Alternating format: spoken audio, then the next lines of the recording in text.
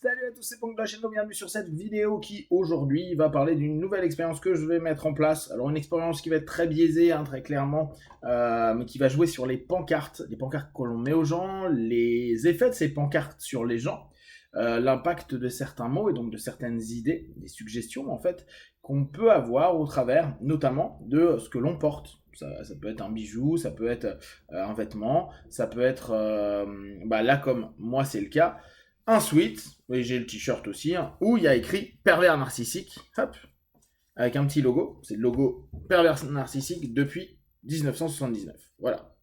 Donc, mon idée, quand je me suis dit, tiens, je vais faire un logo là-dessus, c'était suite à une vidéo que je vais mettre quelque part, là, si je la retrouve, où je vous avais dit, moi, je suis un pervers narcissique. J'ai pris les critères, et au travers de ces critères-là, il semble que je le sois. Alors, on sait bien, le pervers narcissique, depuis Rakamier, qui avait partagé l'idée initialement, ça s'est popularisé. Et comme beaucoup d'idées psycho, ou en tout cas certains critères psycho, dans cette généralisation et dans cette popularisation, on a modifié pas mal de choses. On sait très bien que les sites sur lesquels on va lire des infos qui sont parfois des sites secondaires. Alors, il y a le mainstream et puis il y a les secondaires. Et souvent on se dit, le secondaire il dit moins de conneries que le mainstream, ce qui n'est pas toujours le cas. Je lisais hier par exemple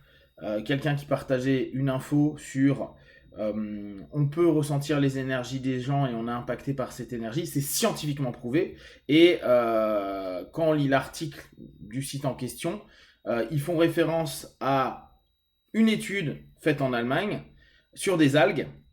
Et quand on lit l'étude sur les algues en question, ça n'a rien à voir, ça parle entre algues et c'est pas en train de dire qu'on est en train d'absorber les énergies de l'autre algue, de l'autre être humain en l'occurrence. Donc c'est là où on se rend compte qu'il y a plein de distorsions, si on reprend nos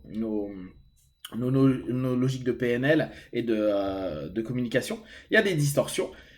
Et donc on fait des raccourcis, ce qui est normal, c'est parce que on est un peu feignasse. Et au travers de ça, on va avoir des présupposés. Et c'est super bien les présupposés, parce que je trouve que c'est là où on peut expérimenter, voir. C'est à ça que nous sert l'hypnose conversationnelle, la PNL. C'est un peu voir comment ça se passe et comment on peut transformer, recadrer, ou au contraire faire focaliser sur certains éléments pour créer un mouvement. Pour les personnes qui me connaissent un petit peu, moi j'aime bien provoquer, d'où le principe un petit peu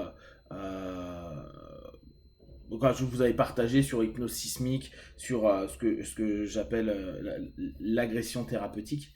On va avoir cette notion où quand on provoque quelque chose chez quelqu'un, il y a un mouvement, alors qui peut être plus intense parfois que certaines petites choses que l'on met en place et qui sont très bien, très fines, dans des recadrages qui sont en différents points, qui sont différemment. Dans la provocation, ce qui est chouette, c'est qu'on crée donc quelque chose qui est plus intense et ça permet d'avoir un feedback ou une perception ou une vue qui va mettre en lumière de façon assez claire les choses. Quand je me suis dit, tiens, aujourd'hui, dès que je sors quelque part, dès que je lis un article, dès que quelqu'un me parle de la séparation, alors surtout la jante féminine qui parle des mecs, j'ai l'impression que tous les ex sont des PN. Généralisation, on sait bien. Et puis, c'est un nom qui a été donné. J'étais avec un mec qui m'a fait du mal pour plein de raisons, ou en tout cas j'ai senti une mauvaise intention au bout d'un moment, une manipulation, une prise de contrôle, etc. etc. Donc c'est un PN. Mais ça peut être autre chose, ça peut être juste un connard, ça peut être juste quelqu'un qui est blessé, ça peut être juste... Il y a plein de choses. Mais en ce moment, et depuis quand même quelques années, on a vraiment l'impression que l'ensemble des mecs, des ex, parce que c'est que les mecs ex qui sont PN, on commence à lire un petit peu les PN au boulot, etc., etc. Mais initialement, c'était beaucoup dans les rapports de couple. Donc, cette notion, je la trouve intéressante parce que c'est complètement popularisé. Et derrière, on sait que le PN est le mec plutôt sympa, qui va petit à petit tisser sa voile. Je suis pas sûr, mais peut-être mettre un voile sur les yeux de la personne et tisser sa toile. Et petit à petit, l'emmener dans son jeu. Puis bon, après, il y a différents leviers, il y a différentes notions qui sont mises en avant. Je me dis, tiens, si moi, sur mon sweat, mon t-shirt, je présente ma pancarte. Salut, je suis pancarte. J'aurais pu mettre, je sais pas, maniaque, j'aurais pu mettre d'autres choses. Mais ça, je le ferai peut-être après. On verra comment se passe l'expérience. Voilà, l'observation, parce que l'expérience, il n'y a rien de carré dans ce que je fais. Euh, la notion, ça va être, tiens, j'ai une pancarte. Je suis, en tout cas, mon sweat dit en gros que je suis un pervers narcissique. Comment les personnes vont-elles réagir? Sachant que moi, une chose qui m'avait beaucoup marqué sur la vidéo, c'est que en expliquant, en reprenant les critères que je suis un PN, j'ai réussi à avoir pas mal de retours de personnes qui me disent mais Pank, tu n'es pas du tout un PN. Pank, tu es trop ceci ou trop cela pour l'être. Mais ça, c'est la perception des gens. Si une personne, alors on prend vraiment le PN, qu'on sait être fin, manipulateur, charismatique, toutes ces conneries-là,